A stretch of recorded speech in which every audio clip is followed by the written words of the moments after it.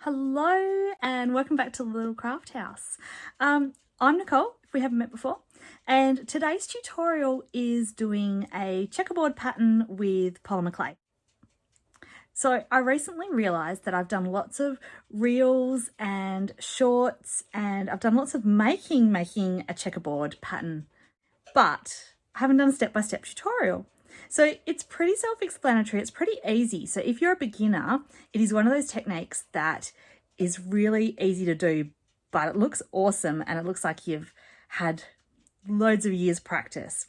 As I say in the video, I am a firm believer in near enough is good enough and things don't have to be perfect, because after all, we're handmade. We've got handmade businesses. We are making handmade product and that's what people want to buy. So it doesn't have to be perfect like it's factory made. If some of your pieces are slightly bigger or slightly smaller, ultimately it doesn't matter. It's what makes it special. It's what makes it unique. So don't stress over that.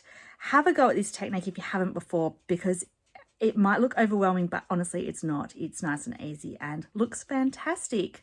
So let's get into it. Let's get started. And yeah, let's have some fun. Okay, so the colours we're going to use today, I've got Souffle Pistachio and I've got some Souffle Igloo. This was the end of my block, so I don't think that's going to be enough. I might have to find some more in a minute. But what I'm going to do is cut a big chunk of the pistachio. I'm going to condition them up and then we'll get started with the first part. Now, just a quick thing to mention that I always forget. Generally, I use my flexi blade when I am making things. Flexi blade's super handy for scraping up off of the tile. But when we're doing the stripes and the checkerboard today, a rigid blade or like one of the stiff ones, that comes in much handier, because when you're cutting your stripes, you get a much straighter, precise line. When I do it with the flexi one, I tend to kind of curve it a little bit and it's not quite as straight. So yes, I need to remember to use my rigid blade today as well as my flexi blade. So I'm just putting it out there now so that I don't forget.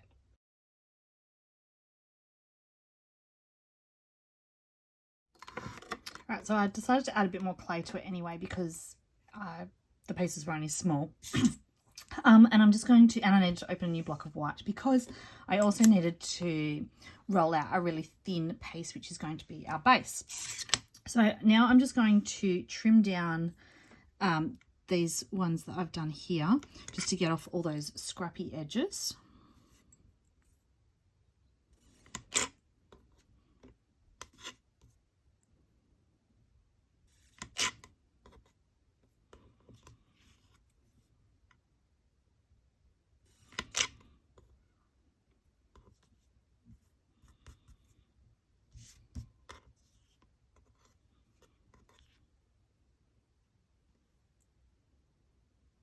I want to make them about the same size, so I'm just going to chuck that one on top.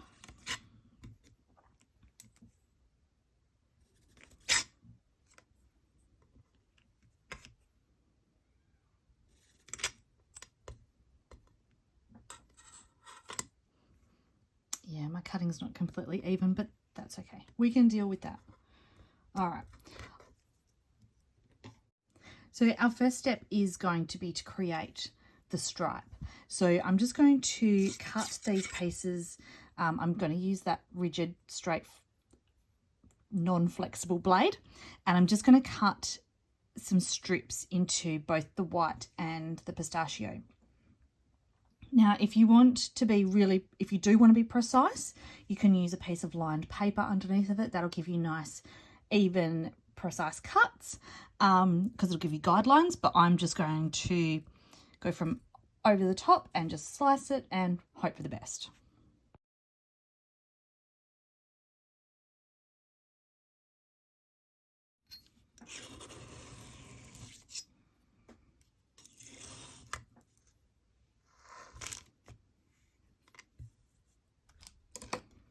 Okay, now they're created, I'm going to create my stripe on my scrap bit of clay here. So now I have said this is scrap because it has a bit of colour transfer because it was just offcuts from something else. But it doesn't matter that it's just going to be on the back. So put the messy side upwards because it's going to be covered. Let's go around that side. And we're just going to start the stripe. So just going to alternate the pieces onto here.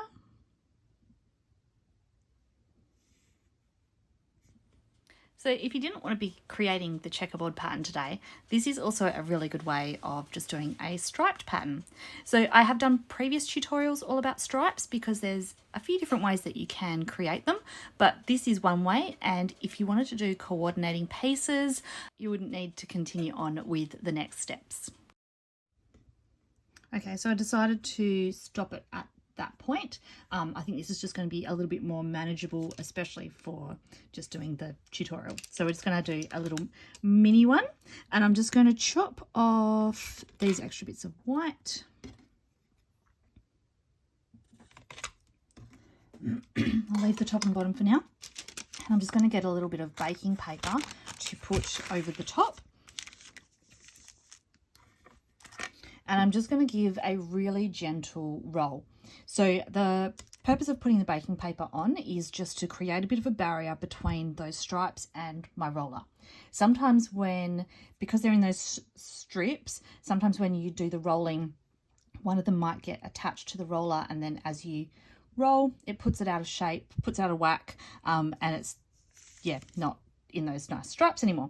So by putting the baking paper down, it just sort of holds it, puts that barrier there.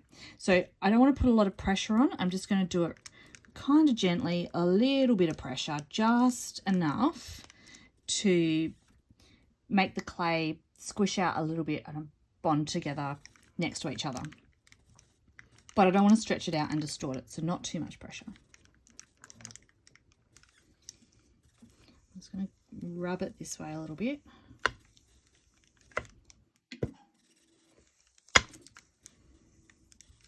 I like that with the baking paper though, you can also see through it, so I can see what's happening. I can see if a piece decides to go a little bit wonky. But there we go, I think that should be fine. I'm just going to gently peel that off. Okay. And now I can just, again, trim down those edges. There's lots of trimming involved with this technique, but nothing's going to go to waste. So even if I just blend these scraps up together, it'll make a really nice pastel green color. That's worst case scenario. Best case scenario is that I find something else that I can use those little bits for. But I put them all aside, and then when I've not got a project in mind, that's when I start thinking of things that I can do with those scraps that are sitting there. Okay, I think that should be fine.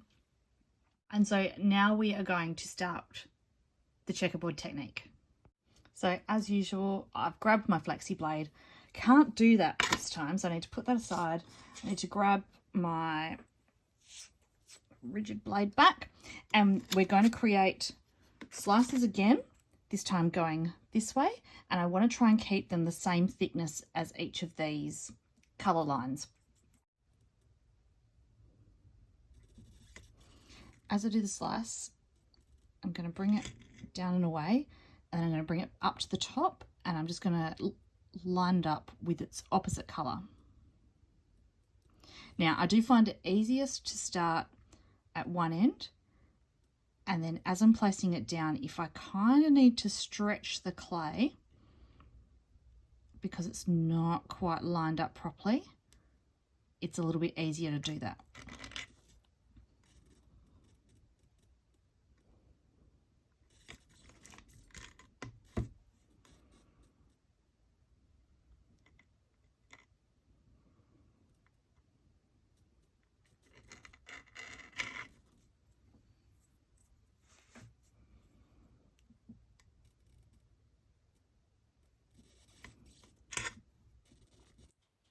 So this process definitely isn't a fast project. It is something that you'll need to take your time doing. So it's not something that you can just whack out really fast. It's actually a little bit funny doing this because the project is moving across my tile, which normally wouldn't be an issue, but when I'm filming, it's actually making it out of screen. So I'll just adjust the camera in a second. And then I think I might put it into time lapse just because it is, yeah, not exactly the quickest process.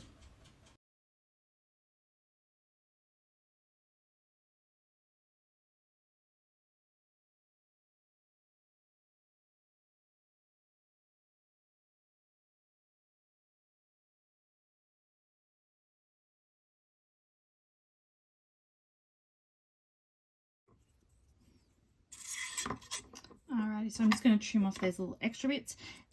If it happened to be white that was overhanging and green on that side, I'd be able to fill the gaps, but I've got green on both sides, so I can't really fill the gaps with those. Chuck them to the side.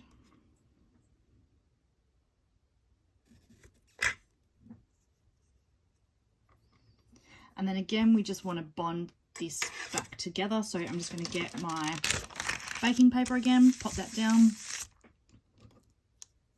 And then again, just giving a really gentle little roll.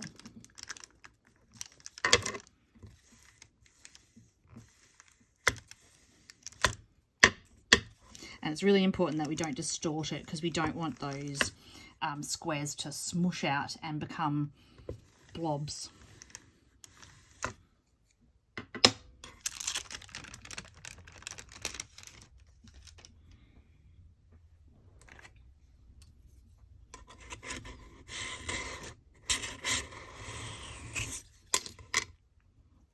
There we go. So that's our checkerboard pattern.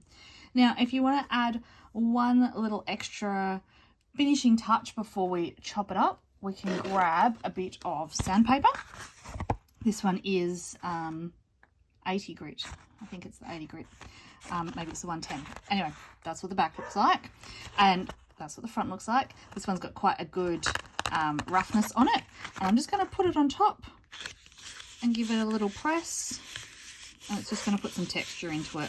And it's just going to add something extra to it. Obviously, this is just an additional step that you don't have to do, but you can if you like.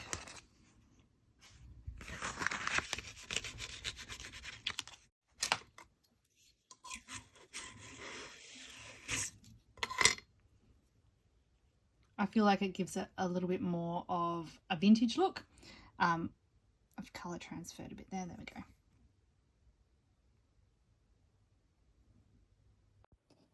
So now comes the time to cut out my shapes. It's always the most trickiest time, trying to decide what shapes and placement of them. And because I only did a small little slab, it makes it a little bit more tricky as well. But I'm going to go with the flower and the arch. Now, I'm not going to go through the finishing steps of these earrings. I have covered that before in previous tutorials, and I've also got the frequently asked question tutorial, which also goes through some of the processes like the baking and the oven I use, the sanding and all those sorts of things. So if you've got those sorts of questions, just find those previous tutorials because it will answer that for you. In the meantime, I'm just going to finish cutting these out. And I'll probably be just popping these ones aside to bake up afterwards anyway, because I do like to fill my tray before I go and do some baking. So I actually did this process again with a second set of colours. So I'll just quickly pop in the little time lapse there just so you can see it with the purple and white version.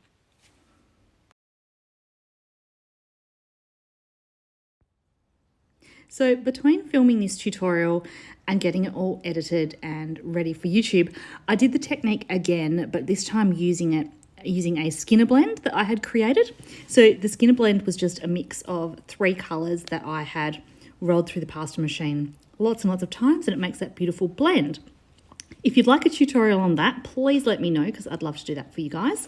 But yeah, I've mixed it here with the black, and I just thought it really makes it pop nicely. So yeah, I was really happy with how this turned out. So I think I shall be doing some more of these in the future. I think it also made me think that I don't have to just have the white in the middle either. So I'm thinking I might do some more with some colours as well. So definitely keep an eye out over on Instagram for that because I'll be popping up any future ones over there. And so I hope you have enjoyed watching this process today. As I said earlier, it is super easy and the results look really good. So if you haven't given it a go before, please do. And I'd love it if you tag me on socials as well so that I can see what you've done. So thank you again for joining me today, and I shall see you again next time. Bye.